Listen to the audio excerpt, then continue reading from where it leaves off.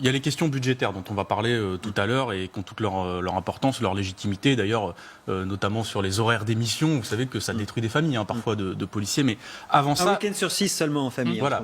Mais avant ça, parce que c'est une des causes, notamment des suicides, je pense. Mais avant ça, il y a quand même quelque chose de fond. C'est sur le sens de la mission qu'on donne à la police aujourd'hui. Je pense que tout le monde sent que quelque chose ne tourne pas rond aujourd'hui dans la manière dont on utilise la police. Ce qu'a dit M. Kettel sur justement le fait que les policiers étaient les piliers de la République lors des 46 dernières semaines de manifestation, je pense que c'est absolument faux. Je pense que tout le monde sent que ça tourne pas rond à partir du moment où on traite de manière quasi militaire une opposition populaire. À partir du moment où on fait des référence à la réaction policière pendant les manifestations des Gilets jaunes. À partir du moment où on emploie, je vais finir, mais à partir du moment où on emploie quasiment des moyens dignes d'une opération antiterroriste sur des mouvements politiques. Le problème, à partir du mouvement, non, attendez, je dis pas que le problème n'est que là. Mais je dis que sur le sens de la mission qu'on donne aux policiers, il y a un problème. Parce que, et je vais le dire, je ne suis pas persuadé que ce soit en les qualifiant de barbares que ça arrange. Je vais juste finir là-dessus.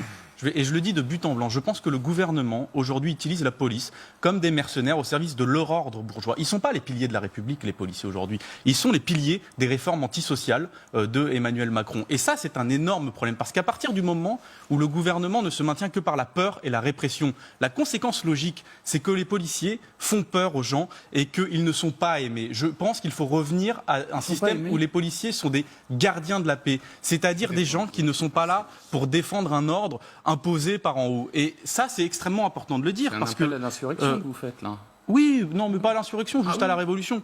Oui. Mais ce que je veux dire, c'est que la peur, c'est ce qui justifie que deux gamins en 2005 qui s'appellent Ziad et Bouna se cachent dans un transformateur suite à une course-poursuite. Et la non-coopération avec les forces de police, c'est aussi ça. C'est des gens qui refusent de coopérer. Stanislas Godon.